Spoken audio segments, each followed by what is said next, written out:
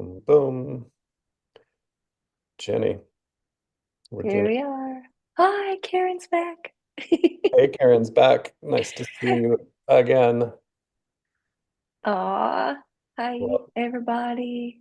Happy New Year, as they say, or Xinyan Kuai La, as some other people would say in the mother tongue.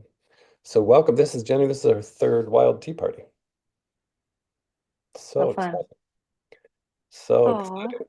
That's a world record for us. Three in a row. Uh, Very exciting.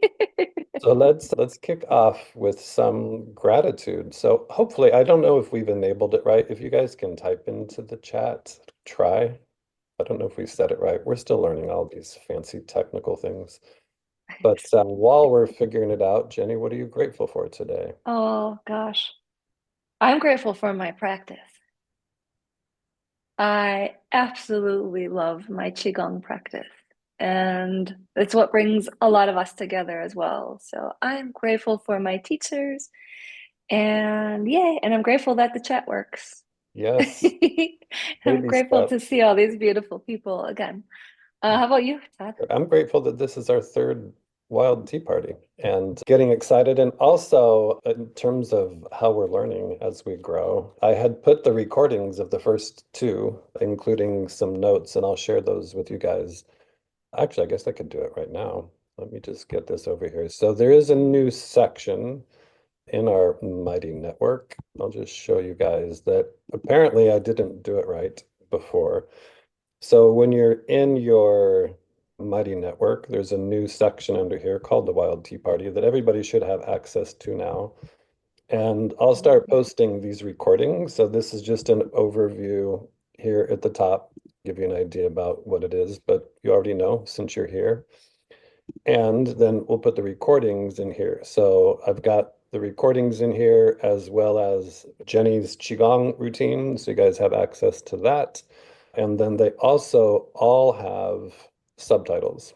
So just to make it easy to follow along, sometimes it's easier, or if you want to maybe do it discreetly where you don't want to have the volume on, but you can do that as well. So that's just in here, and it'll usually take me a day or two. So I'll try to make sure that within the first couple of days afterwards. If I could do it quicker, I would, but I'm not the fastest guy in the world. But trying to get it all recorded, edited out all of the beginning and endings, and then, but also to make sure that you guys have access to all of those different recordings for the video, but then also making an effort to make sure that all of the notes from the tea. So tonight we're going to talk about oolong. Make sure that those are all in there, as well as Jenny's wonderful Qigong teachings. Jenny, are you ready to get started? Let me Yeah, get back over to I'm really excited. Okay. excited I'm to so excited because I see new faces that I absolutely love that weren't here last time. wonderful. Yeah. Excellent. I'll go through a little bit while you finish getting set up. So, welcome everybody to, like I said, the third Wild Tea Party. The Wild Tea Party is a space where tea and movement converge to bring harmony, connection, and vitality to our lives. Together, we embark on a journey Mhm. inspired by the timeless wisdom of tea and the flowing energy of Qigong. Thich Nhat Hanh offers us this guiding reflection, and this is our mantra for the Wild Tea Parties, which is to drink your tea slowly and reverently, as if it is the axis on which the whole world earth revolves slowly, evenly, without rushing towards the future. Live the actual moment. Only this moment is life. In this spirit, each session will not only explore the mystery, mythology, and health benefits of a specific tea or herb, but also weave in the gentle practice of Qigong. Just as tea invites us to pause and savor life, Qigong helps us cultivate presence and energy through mindful movement. Together, they create synergy that nourishes both body and spirit, offering balance, clarity, and transformation. So let tonight's gathering mark the start of a shared journey and a fresh start with the Chinese New Year. So if you had New Year's Yay. resolutions and you've blown them already, you got a fresh start today. So you got to start all over again, right? Another as we celebrate the simple yet profound acts that ground us in the present moment. Bring your curiosity, your open heart, and perhaps a friend to share in this unique blend of tea and qigong. Together we will steep ourselves in the wisdom of nature and the flow of life. So with that, Jenny, I will turn it over to you. Oh, so wonderful. All right. So I love this. I'm really excited to teach this to you tonight. There are little pieces of wood and snake, and more of the snake. So the snake is that represents more of the heavenly celestial element, and that falls under, interestingly enough, is the fire element. So we're going to work on heart and we're going to work on liver gallbladder as well. But I invite you all just to get comfortable in our Wuji posture. So feet are a little shoulder width apart. Let's drop our hands to our side. Let's do a nice check-in. Feeling the feet on our Mother Earth and lifting up our Bai Hui, our Do 20 up to the sky, and then also aligning Bai Hui with Ren 1 is in the middle of the perineum, and that allows that little tuck. It's not so much a big tuck, but a nice little relaxed tuck that Lee is always referring to. All right, let's lift up our head, push back our chin, stack our shoulders, hips, knees, and soften our ankles. And let's begin tonight's practice with breathing in motion. So let's clasp our hands and nice and smoothly, we're going to exhale and inhale, bring it all in. And exhale. Let's do it nice and smooth. Just a regular count, perhaps 4 or 5, whatever you sync your breath to. This is going to be a great PM exercise routine tonight. This will help you sleep. And exhale.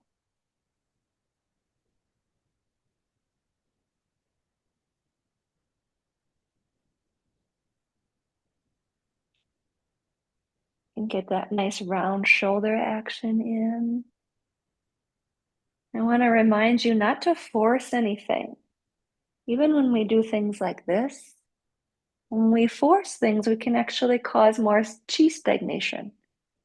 So think about it more like oiling the joints, moving that knotted energy. Just do a couple more. Out, exhale.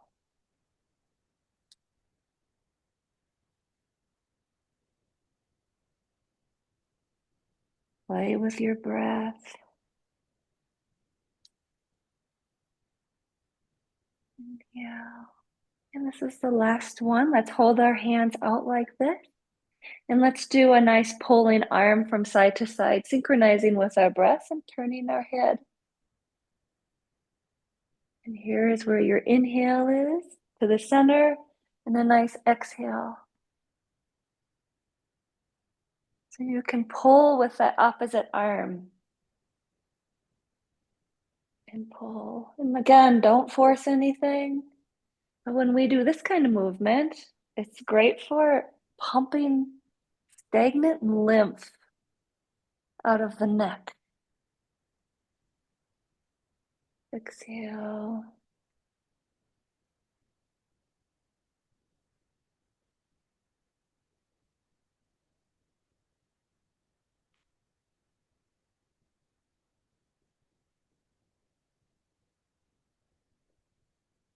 Nice and relax. So happy we're all together. So much love. Bring it to the center. And one last breathing synchronization. Let's push it up. And let's cleanse and purge that stale air out. Inhale through the nose, and on this one, you can exhale through the lips if you want.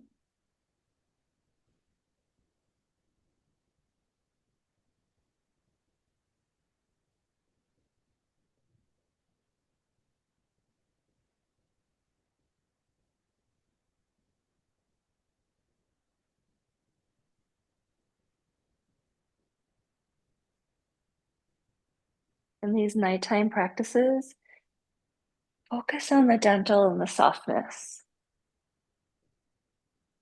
Letting it go. More yin.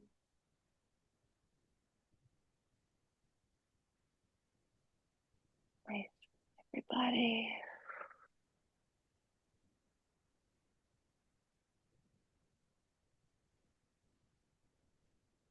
And let's even slow it down a bit.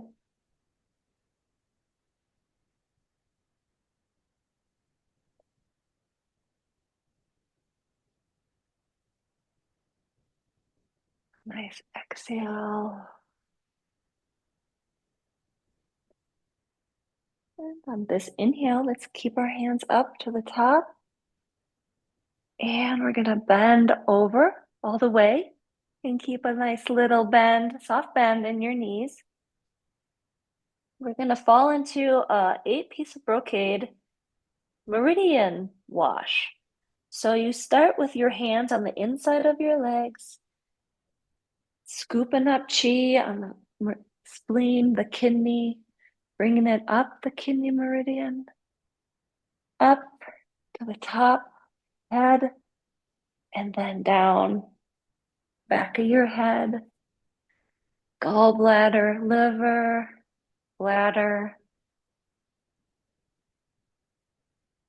Inhale up.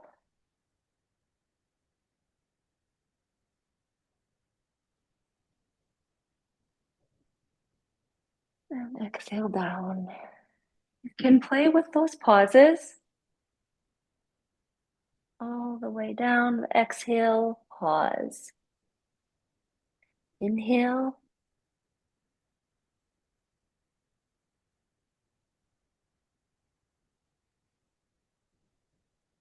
And exhale.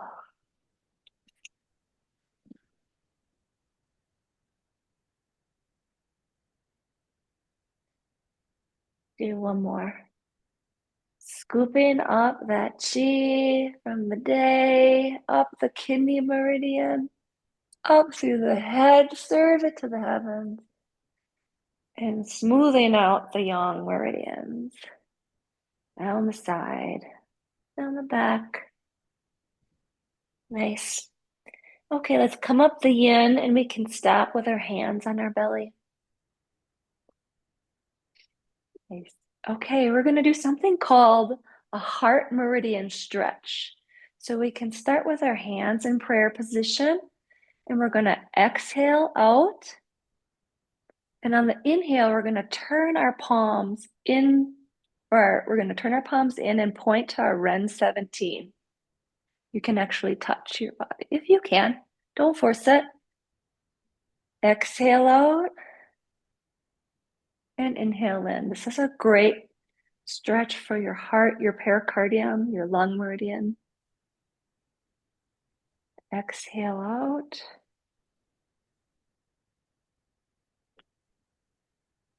Synchronize with your breath.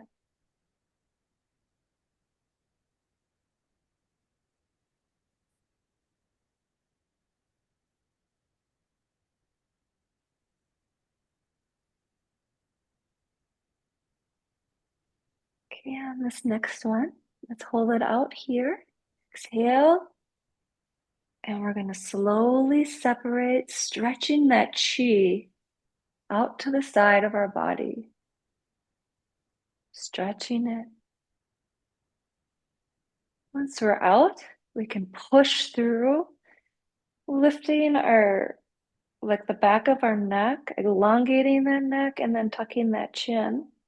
So we're stretching the heart meridian. And exhale, let it go down. Nice. Let's do it again. Let's just do 3 of these breaths out and in. Exhale and in.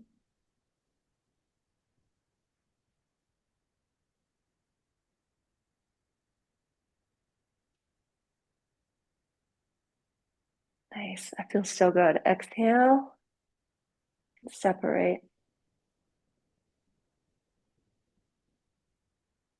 And exhale and push. Tuck that chin in. opening up, and slowly drop. Let's do this one more time. Exhale.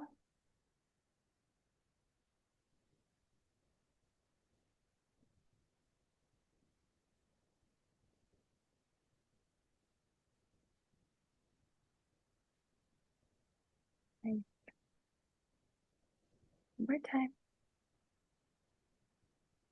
And with an exhale, let's hold it out and separate the chi. Feel it stretch. This is very great. This is like building the chi around your body, higher vibration. And exhale and push. And slowly drop. Nice. So let's stretch our neck. Let's do a hands in prayer position if you can. Hands on the waist is great. Waist is great like this too. So hands in prayer position. And you're going to get a little arch. Just a little bit. Okay, we're going to drop our head. So we're going to do neck rolls, and it's going to be more of a pendulum. So drop your chin down, and we're going to slowly go side to side. So again, no forcing, and think of this more like oiling the joint. Silk reeling. Super gentle. If you have any neck issues, please do not do this.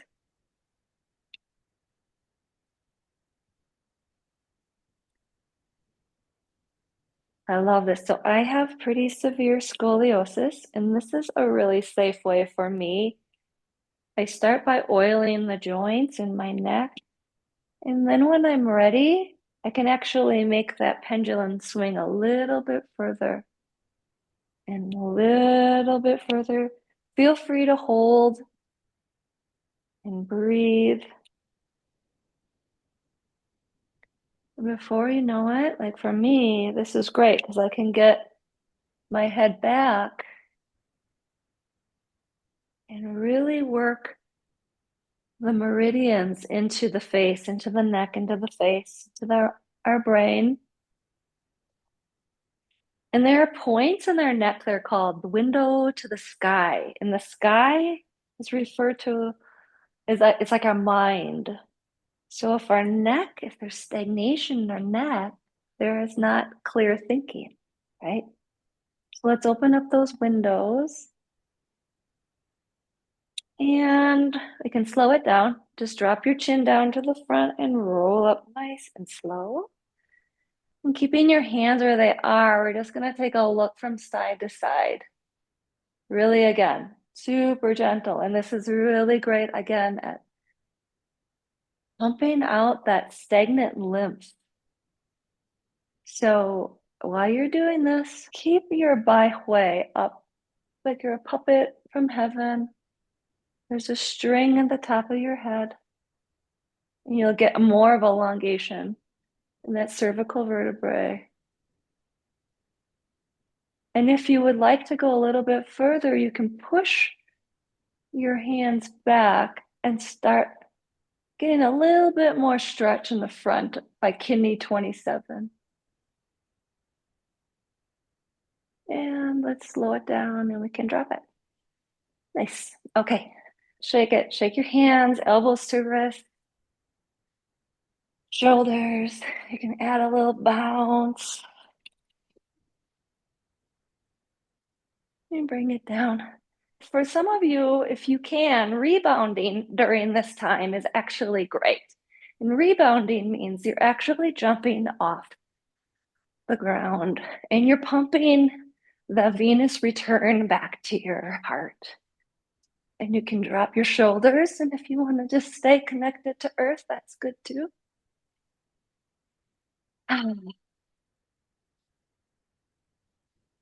Inhale out through the mouth. Let's do some heart sounds. Let's do in. Heart sound is just a big sigh.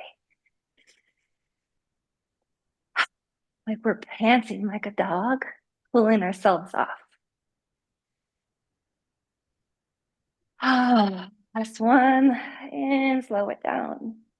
Nice. Let's check and feel. Sense and feel. What does that feel like? How's your heart meridian?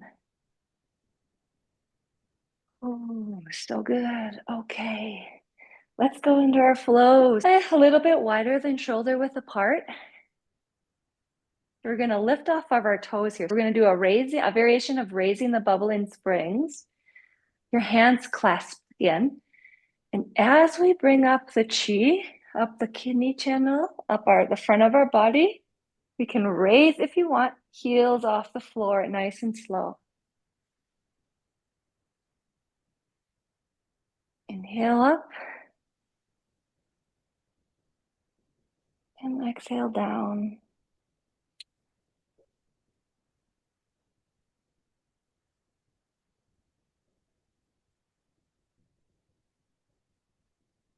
Nice. Connect to that internal world and bring that chi up. Now, doing this at night when we raise the bubbling springs like this, it helps you get your mind to the bottom of your feet and out of that analytical, critical mind. Nice stretch.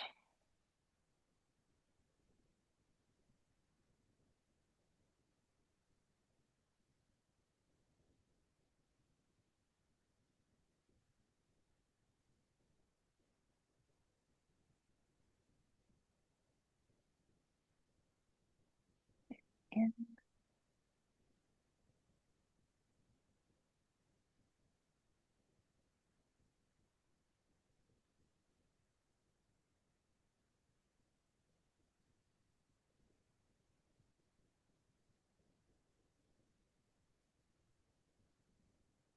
last one, here we go. Make it nice and soft. And let it go out to the side. Slow and soft. And we're going to move into a liver gallbladder stretch. Lee actually does this flow in his Rest and Restore workshop, and I highly suggest it.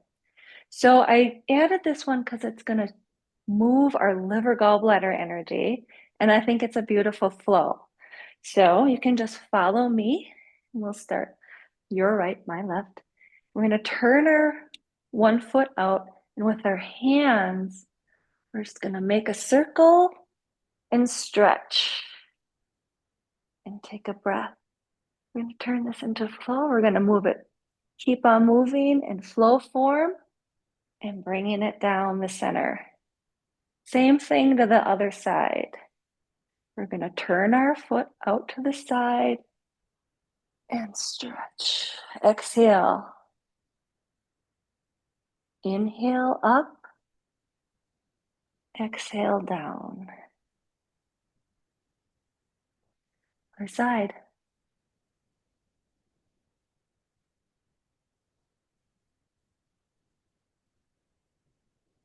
Inhale up. Exhale down.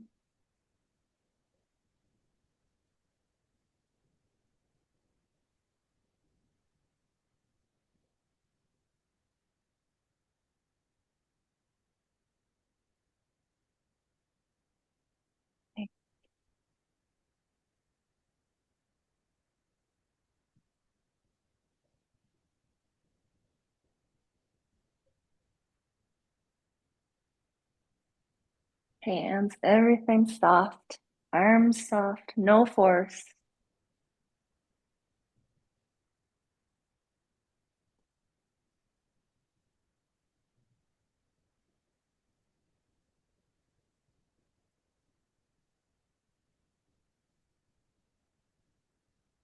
Do one more to each side.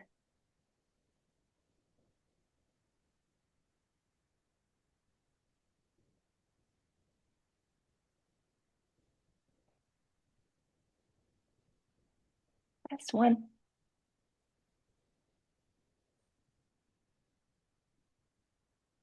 Beautiful. Let's bring it down and move it right into coming home to the heart. Bringing your arms together and swimming through the tree, through the chi, and bringing it into our heart. Whole body movement, nice and soft. Arms spreading out, back of the palms meet. There's a spiral, bringing that beautiful, lovely chi, healing chi into the heart. So we went from wood to fire. Exhale out and inhale in.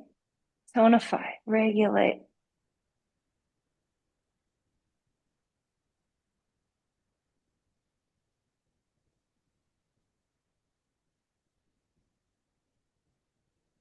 Moving through that chi field. Nice and soft. Rolling up that spine. With an exhale and an inhale. Let's do a few in silence together.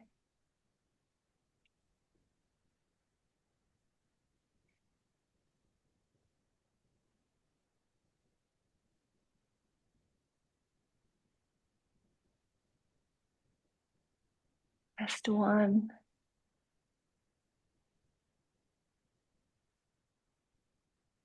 Holding our hands at our heart, let's turn it into our lotus posture.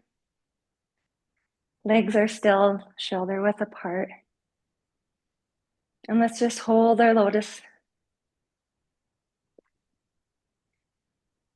Feeling our heart wide open, healthy, glowing, connected. Lotus is connected to the lower dantian. And I really like this posture right now because according to the solar calendar, we're in a time called greater cold. And even though we're in the depths of winter, the flowers are underneath buzzing, ready to pop. So it's really great energy to connect with. We're a spark of energy under there.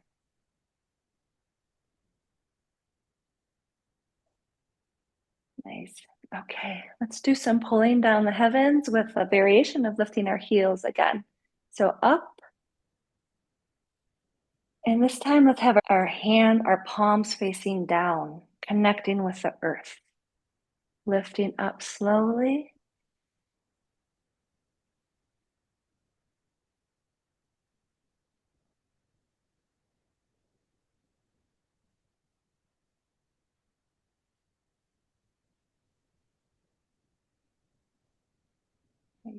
Up.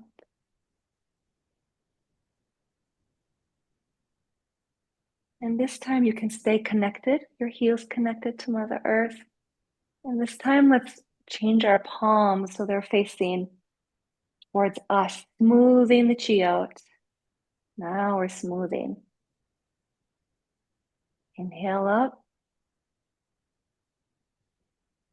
Exhale down, smoothing out all those three burners, all those dantians.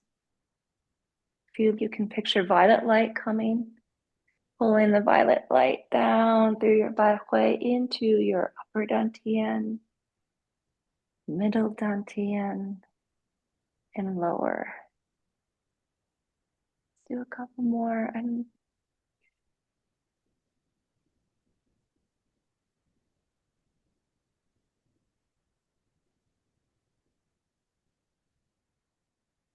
last one. And we can put our hands on our lower dantian, palm over palm. You can step on in. The middle of your palm, P8, should be on Chi high, Ren 6, about an inch and a half under the belly button.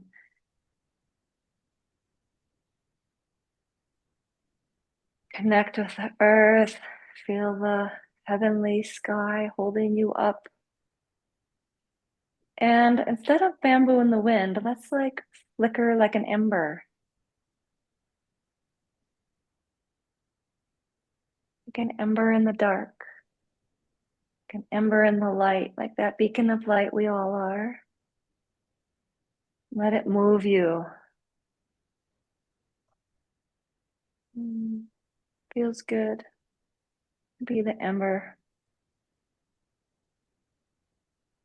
You can open your eyes and you put your hands on your chest, on your heart. And let's take a bow, 3 bows, one to yourself. Thank you for a great practice. A bow to each other.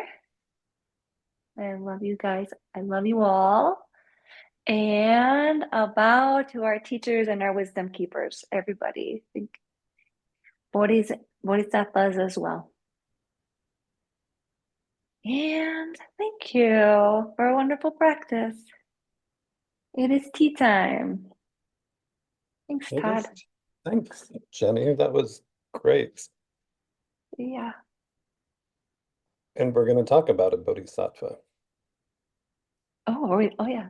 with our tea. Absolutely. So good. It's very, I love doing those yin practices, other than for Sharon, who it's early in the morning.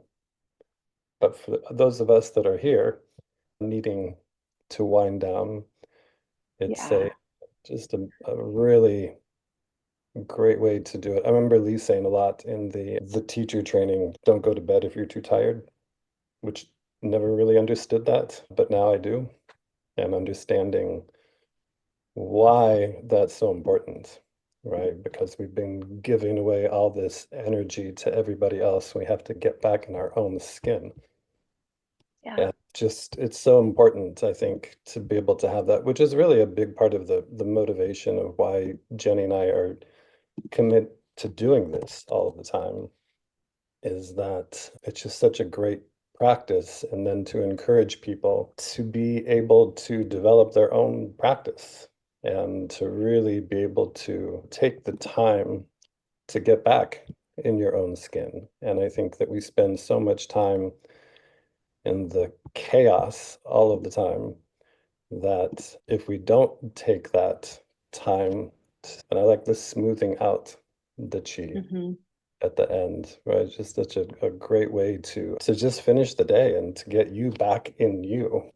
Yeah, I love this. yeah, I did too. That It was all feels so good. very good. As I always say, I always appreciate Mhm. your teaching, and very blessed by being able to do this together with you. Yeah, tonight we're going to get a little bit deeper into tea and talk about sort of tea in the big aspect, and then we're going to narrow that down into oolong. And Jenny and I were realizing earlier that this is probably at least a two-parter. It could be an entire couple of months to go through oolong, but just excited. For me, it's my favorite tea. Just the difference, and there's a big spectrum of it, but I'll go through some of these notes, and as I said, I'll put the PDF, so you can have all of the information in there, but just the big picture. So tonight we embark on a journey through the world of tea, an ancient drink steeped in history, mystery, and healing benefits. Across cultures and centuries, tea has become more than just a beverage. It's a ritual, a moment of peace, and a connection to nature and tradition. Tea's origins trace back over 5,000 years to China, where legend tells of Emperor Shennong discovering its refreshing qualities when leaves accidentally, apparently, fell into his boiling water. From there, tea spread across Asia. It really, the way I understand the history, followed a lot of the Buddhist monks that would use it for their meditation. Spread across Asia, carried along the Silk Road, and eventually made its way to Europe and beyond. And each region embraced tea in its own way. From Japan has the meditative sort of tea ceremonies, India has the spiced chai, England's afternoon tea. But what makes tea so magical is how it transforms with time, terroir, and tradition. Every region imparts unique characteristics to its teas, whether it's the misty mountains of China's Fujian province, which is what we're going to talk about tonight, or the high altitudes of Darjeeling, producing teas often called the champagne of teas. The variety of flavors and aromas tea offers is endless, inviting you to explore its mysteries one cup at a time. So I want to get a little bit deeper into oolong, though. So oolong tea, I think, is a fascinating bridge between green teas and black teas, right in the middle, and carries a tradition of craftsmanship and intrigue. Originating in China, Oolong tea has been cultivated for over 400 years, primarily in Fujian province, as we talked about, which is the birthplace of the famous Iron Goddess of Mercy, or Tai Guanyin, and Wui rock teas. So if you ever seen the movie Crouching Tiger, Hidden Dragon, those big tall mountains, those are the Wui Mountains. I don't know, I've driven through there. I've never seen anybody floating the way they do in the movie, but maybe it's if you have enough tea, maybe that helps. The Wui rock teas, there's also one called Da Hong Pao or Big Red Robe. It's a very big full body tea. But the name Oolong translates to Black Dragon. And apparently, there's different stories that I've been told. Some of it they say is it's a nod to the dark, twisted shapes of many of the oolongs. But if you ever see the Iron Goddess of Mercy, a lot of times they're rolled into balls, so they're really small, tight ones. But apparently, the legend tells, and I've heard two different versions of this story. One of them is that there was a tea farmer who was so captivated by a deer in his field that he forgot about his freshly harvested tea leaves. And then upon returning, he noticed that they had oxidized under the sun, turning a unique color and emitting a floral fragrance. Instead of discarding the leaves, he processed them and brewed them and discovered a tea unlike any other, rich, complex, and layered with flavor. Thus, apparently, oolong tea was born. The other version of that story I've heard is that where these tea bushes were, there was black snake that would go through there. And so the snake being the dragon, and Happy New Year again, the year of the snake. So today, oolong is produced primarily in China and Taiwan. There's a few other places around the world that do it, but each of those brings its own sort of expertise and terroir, as I mentioned, and different artistry to that craft. And the legend of the Iron Goddess of Mercy goes something like this, that the legend who is tied to the Bodhisattva that we mentioned, the Bodhisattva of Mercy, Guanyin, and there's a lot of beautiful imagery. In fact, we talked a little bit about Ming Gu's Qi Center.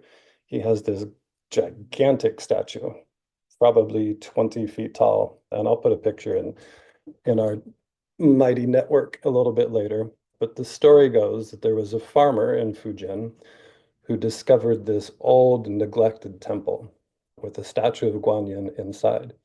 And though he didn't have any means to restore the temple, he cleaned it and maintained it regularly as part of his devotion. One night, apparently, so the story goes, the Bodhisattva appeared in his dream and guided him to a hidden treasure behind the temple. Upon waking, he followed the instructions and found a single tea shoot. He nurtured and soon discovered that it produced an exceptional tea, fragrant, smooth, and full-bodied. In honor of the goddess who led him to this discovery, he named the tea Tai Guanyin, or Iron Goddess of Mercy. That tea in particular is known for its very floral aromas, creamy texture, and natural sweet undertones. We'll talk a little bit more specifically about the process, how that works, but there's some rolling and oxidation process that enhances those flavors, making it, of course, one of the most beloved oolong teas in China and beyond. What makes oolong tea truly magical is its meticulous processing. So unlike green tea, which is minimally oxidized, and black tea, which is fully oxidized, oolong tea undergoes a partial oxidation process, typically ranging from 10 to 80%. And oxidation is the process that happens when the leaves are exposed to the air. So it's basically, that's the oxidation part where it's just getting oxygen on it. So if you think about similar to how a sliced apple turns brown over time, that chemical change is producing a deep flavor and alters the color of the leaves. Some oolong leaves also undergo a process called fermentation, although we talked about this a little bit last week. That word is different than foods like yogurt or kimchi or fermentation with beer, where you have to introduce a yeast. So in tea making, fermentation refers to just a controlled microbial activity that enhances the tea's complexity.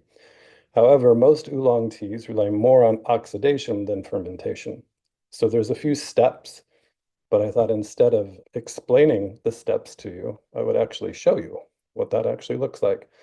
So I've got a nice video here that will give us, and Jenny, I have to remember to make sure I share the audio. Otherwise, it's hard to hear.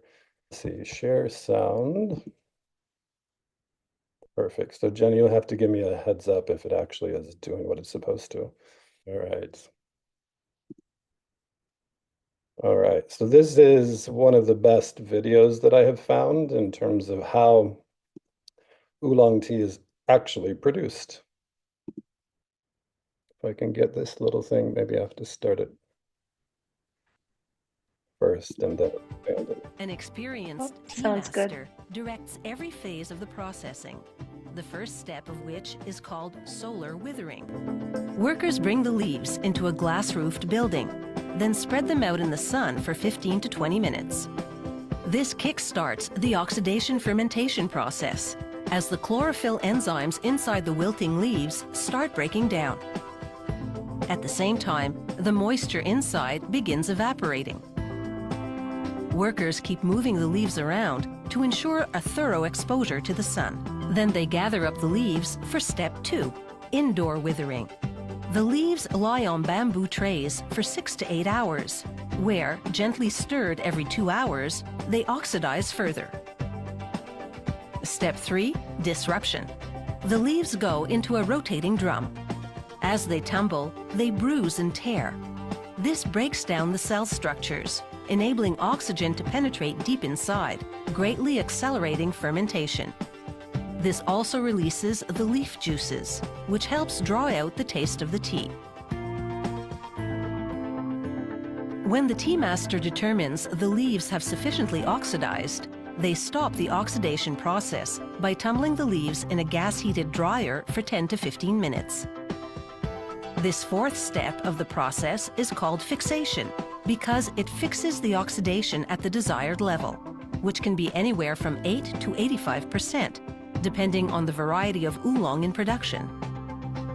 This is the most critical part of the process, because it determines the tea's taste, aroma, and color. The next step forms the tea leaves into tiny pellets. First, workers shake the leaves on a sieve to filter out the dust-like particles. Then they bag the leaves in a cotton cloth and place them first in a kneading machine, then afterward in a rolling press. Kneading and rolling the bag twist the leaves inside into tiny pellets. Forming these pellet shapes intensifies the flavor of the tea, and when the tea is steeped in hot water, releases that flavor slowly.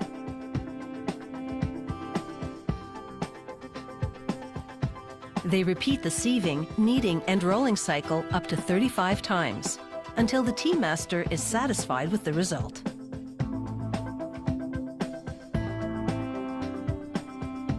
Then, and only then, does the final step begin: firing.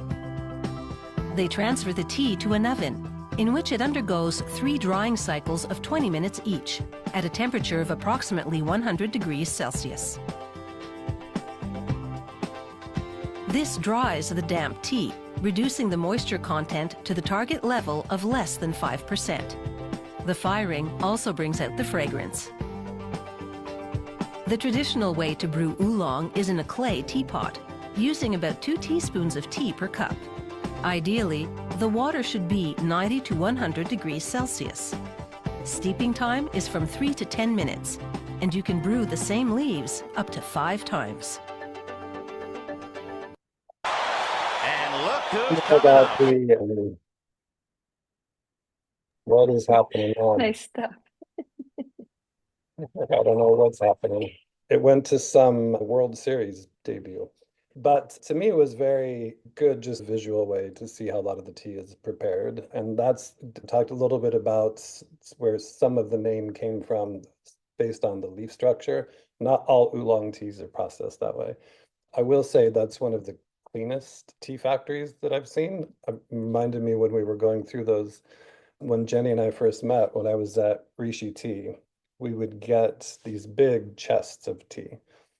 And one of the very first things we had to do was to open them, put them in this big hopper, and then sift out anything that wasn't supposed to be in there.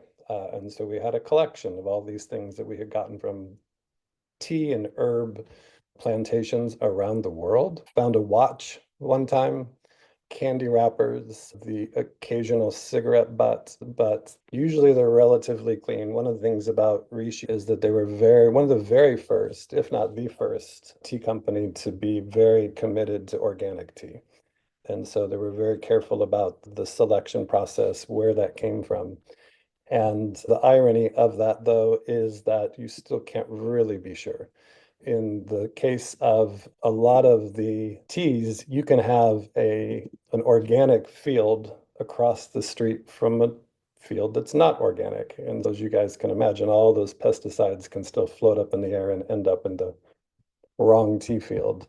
But I put the PDF in there with a lot more details, and maybe next week we can go through a little bit more of it. But one of the things that we always want to do is to make sure that we have plenty of time just for questions. And as we've talked about before, making sure that we're serving you guys. And so I think that one of the best ways to do that is to get your feedback. And whatever, I was thinking before about when I used to do a lot of organizational change and coaching, and one of the things we would always do if we were doing role playing or just some sort of a review of the meeting or the conference, whatever it was, is ask people, what did you like best? And next time.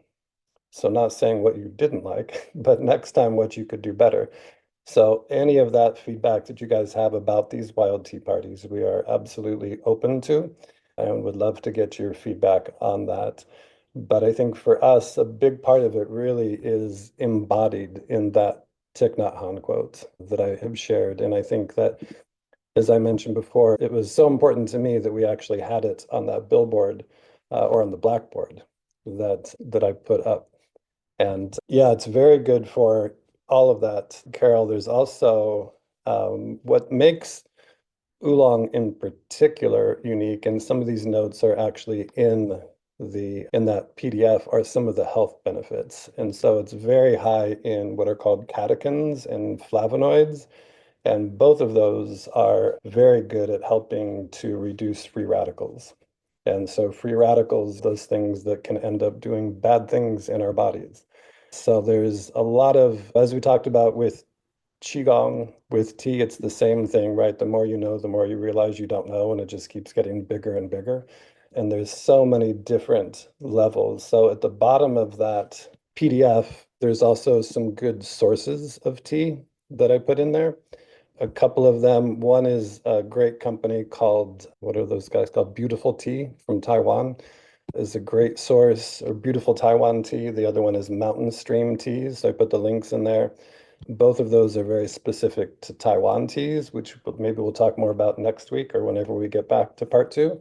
But the high mountain oolong teas from Taiwan are absolutely my favorites, more delicate usually. And one of the teas that they used to sell, I haven't seen it for a while, but was called Plum Blossom that Rishi Tea sold. And the story was that apparently it was in these, like the camphor ware that we talked about last week, is grown in these fields with a bunch of these plum trees. And as they tell the story, there was little bugs that would go from the plum bush to the oolong tea bush. And that was part of what gave it this flavor, but it was very sweet. And it had a lot of those sort of pit fruit, like apricots and plum flavors to it. And the other thing that stood out as I was watching that, where what I had read to you guys was saying that the oxidation is usually from 10 to 80%, and then this lady said 8 to 85%. Reminded me of a quote that I heard one time at a conference that I was at, this big organization called the Great Game of Business. And the guy said that 85% of all statistics are made up on the spot. I don't know what to believe about what those percentages are, if they're high or low or somewhere in between. But I do know that for me, part of the reason that I really enjoy tea is the way that the caffeine is released.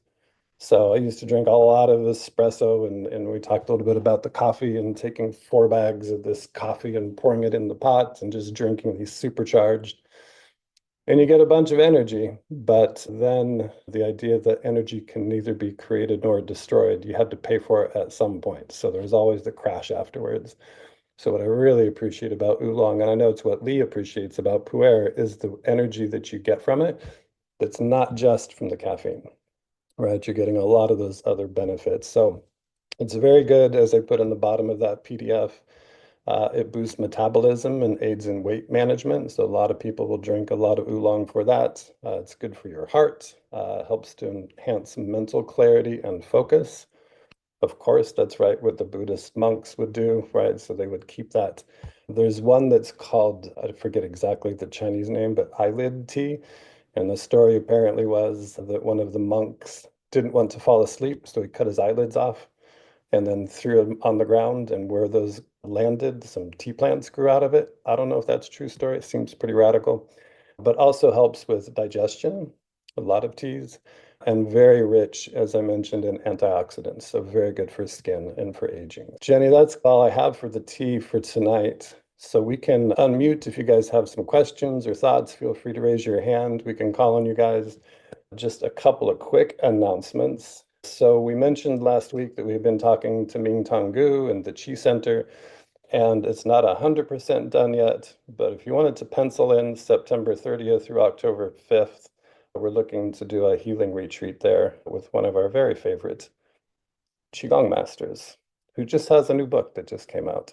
So excited to help you guys know about that. We'll have more details obviously soon when that all comes together. And then also wanted to put in a little plug for Jenny, who's been working feverishly on a course called Second Spring. Jenny, you want to talk maybe a little bit about that, and then we can open up Sure. the floor. Second Spring, so a course as well as a private membership. So Second Spring is how Eastern healing arts refer to menopausal years. So it is our second celebration. Puberty, menarche at 14 is our first spring. So Second Spring, there's just so many different unique bodies and everybody's different. And I can teach you through a lens through traditional Chinese medicine and also Taoist medicine, a little bit different on how to navigate that. And everybody's welcome. Of course, women and men are, and all gender, no gender is welcome as well. But this is definitely for premenopause, perimenopause, menopause, postmenopause, can be any age, can be for any female, any doctor, anybody navigating it, anybody going through it. It's going to be really fun and also very lighthearted, as well as very resourceful. So it's not going to be me reading to you or lecturing, but there's going to be a lot of things that you can apply to your day to day that can just black pepper can cause a hot flash. Just things that can help you move through it healthy and strong, as well as at the end, I really want you to teach your girlfriends as well, and those in your community. So yeah, so that's what I'm working on, and it's going to, we'll start with an ebook as well. And yeah, it's really exciting. And then Todd, just one other thing. This week I started the Yangshan weekly chi tips. This is like in our public sip and share. Sorry, my little dog is barking. And every week I will share something that you can learn about, you can add to your diet, you can add to your regimen, you can add to your qigong practice, add to your sleep ritual, things like that. If you have any requests, let me know. And so I just jumped in this week with a little spleen love. We want to not eat so many raw foods. But yeah, check that out on a weekly basis and feel free to ask me any questions about that as well. Thanks, Jenny. So yeah, open it up and we can unmute everybody. So you can Okay. either shout out your question or raise your hand, whatever feels more appropriate.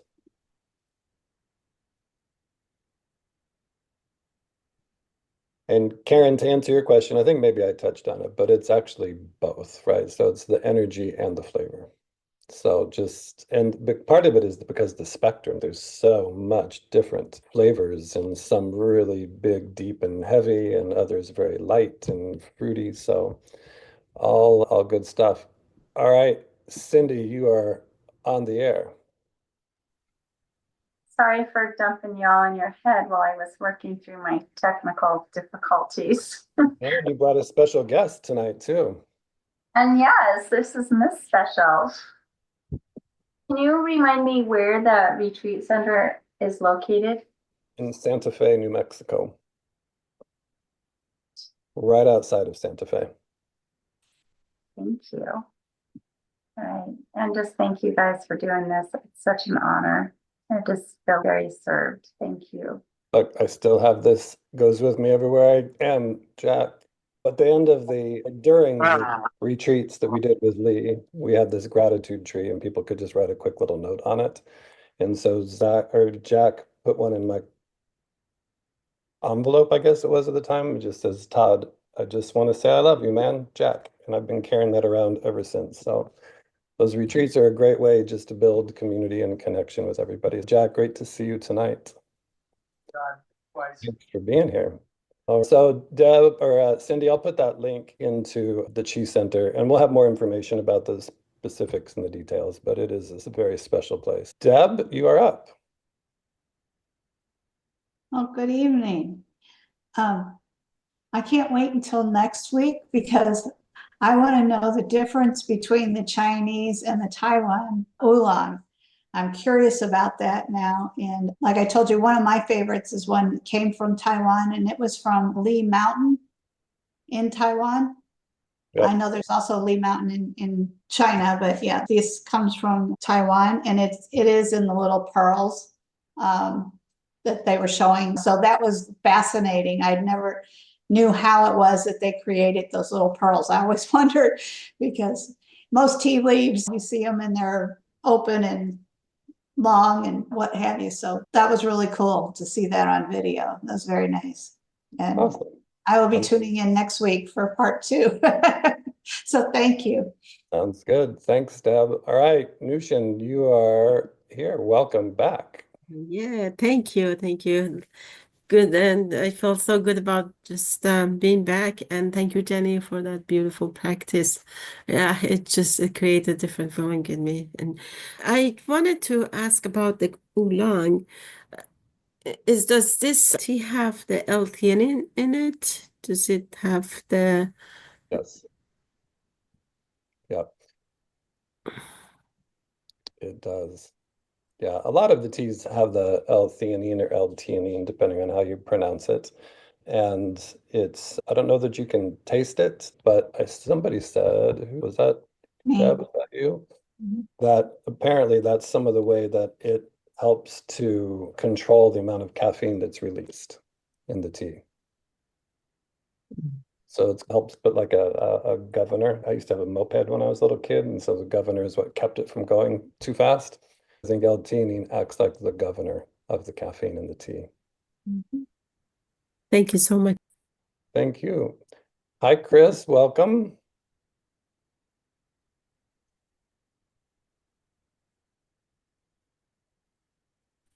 There we go. Okay. Sorry. No problem. Get my voice there. Thank you for the practice. I enjoyed the practice. I enjoyed the information with the tea. I'm drinking my oolong. And yeah, I think the Bodhidharma that you were mentioning, I heard that story as well with the eyelids. I was studying for a while Zazen, a Zen meditation, and he apparently was linked to that. And that was where I saw the story with the eyelids and the tea leaves for green tea. My question, and this might have to go into next week as well, but how does the caffeine in our teas affect, since Jenny had mentioned we're dealing with our liver as well this week or for Chinese New Year, how does that affect our liver? Oh, Jenny, Yeah. pressure's on. Just like any other herb, it has properties to it. So green tea is astringent and cooling. And if you think about what happens to our liver. Like it's really good for our liver. It'll astringent and like massage it. It's really good for our liver. Okay. Stomach, esophagus, like all of this whole epithelial tissue on the inside, as well as like down through our intestines too. Is really good. Yeah. Green tea, yes. Is there any reason why like doctors and stuff ask you about how much caffeine are you drinking? Like, Yeah, that's really hard because the tea has less than, well, depends. Less than half, here's the statistic thing I'm making up. Less than half than coffee, a cup of coffee. But also, it's not so much the caffeine, it's the energetic of the plant. I can drink green tea all day through the afternoon and feel like amazing because the plant is cooling, it's bitter, it's astringent, it has these other properties where coffee is hot, it's toxic, it's bitter. It has those properties. Just even that feeling of me talking about it, it's harder on your system. It's harder on your adrenals, harder on your stomach, where green tea is a lot, it can be nourishing to the intestinal lining, nourishing to so it's very different. So caffeine, yeah, it can definitely tax our adrenals and can cause some of us who are similar, like very sensitive to it, to have some not so great side effects. But green tea in general is a lot easier on the body in so many ways. okay. I don't really notice it with tea or coffee. I don't drink a lot of coffee, but I do drink the green tea throughout my day as well. So I guess it's just more like when we experiment with these teas like oolong or green tea or black tea, just to be mindful and They see have more how you- properties. Yeah, so like black tea is warming because of the process. Green tea is cooling because of that process. So you'll notice, okay, so us going through menopause, black tea, coffee might give us a hot flash. Black tea will give us a hot flash. Green tea won't give us a hot flash. So like the properties of it's the property of the plant and then also the process that gives it. Very So interesting. yeah, Thank you. I'm looking forward to learning more. great. Speaking of statistics made up on the spot, they say that anywhere from 60 to 80% of the caffeine is released in the first infusion. So but it can't just be quick. So it usually needs to be for a couple of minutes, but because caffeine is water soluble, it will pull all of the caffeine out. So if you brew it at a higher temperature, it usually needs to be 175 degrees or higher. And then if you steep that for 2 to 3 minutes and dump that out, that's going to get rid of 65 to 88.2% of the caffeine. Somewhere in that range. Deb, Where's the unmute? you're unmuted. You're Oh, good. I am. Okay. Yeah. Yeah, I was just gonna say, it's the same thing with coffee. That's why coffee, like if you stick your cup underneath the maker and get the first one, that's the majority of the caffeine, and it'll be really bitter. But I was just gonna say Chris was asking about caffeine, and I'm funny. Sometimes coffee doesn't bother me, and most teas don't. But occasionally there are certain teas that will bother me. And so I think it just varies from person to person. And it can even vary from the source of the tea and maybe even seasonally with the tea. I don't know, because there's times where tea will keep me up and I'll be all jittery and everything. And I could drink anything else that's got caffeine in it and go right to sleep. So I think you just have to experiment with your own body and know what's bothering it and what's not. But, yeah. That's where the qigong practice helps too. It does, yes.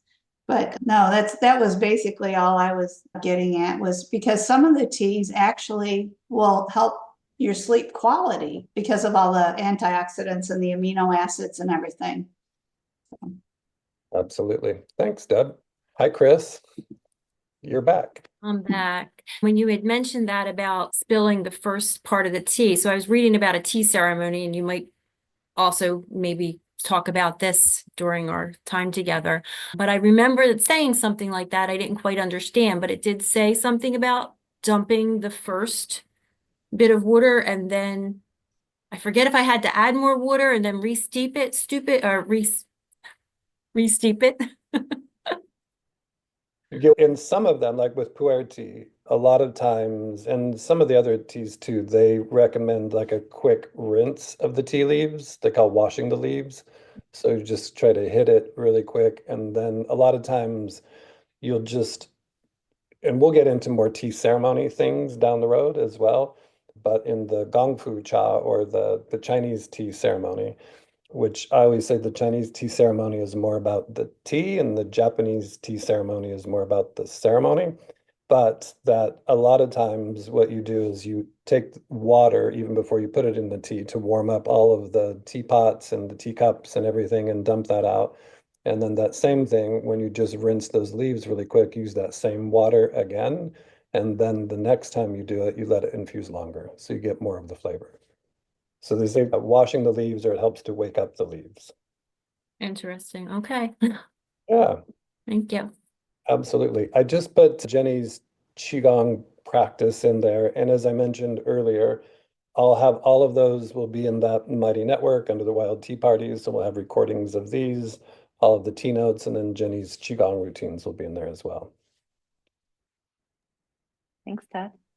Thanks, Jenny. Excellent. Thank you guys very much. It's an honor and a privilege to be here with you guys on Wednesday nights, and invite you guys to invite your friends. Like, the more people that we can share the Qigong practice and the Qigong life, it should be relatively easy, I think, Jenny, for people to invite people from Oh, within yeah. Mighty. So I think there's just, I don't know, I guess maybe I could look really quick and see how you would actually do that from Oh, within. yeah, you can. Yeah, you If can you just could, invite. You can. The other thing too, everybody, Tots, did you figure it out? did. It only took me a half a second. So Yeah. when you're in here, this is the welcome, right? All the stuff, and tells you a little bit about why we're doing what we're doing. Sip and share is where you guys have mostly been. The Wild Tea Party is underneath that. But if you are in this sip and share, if you just go up to this create button, you can just go down and hit invite, and then you can just copy this link and then send that to people, or you can put their email address in here and it will go straight to them. So if there's other people that would be benefited by joining us on Wednesday nights, or any other time for that matter, we'd love to have you invite your friends along as well. Jenny, any last thoughts before we say goodbye for the Oh, I wanted to be 100% present, so I wasn't able to share so much more love and chat with all of you. I'm so happy you made it, Karen and everybody, Maggie. I just want to say everybody's name. I also want to let you know that I'm willing to stay after these. Todd doesn't have to stand. Just if we have those old office hours and you have a question that you want to ask me or about your practice, I'm willing to stay like a half hour after and we can start there. So we can start doing that next week if you have a question. If not, can I'll go to bed.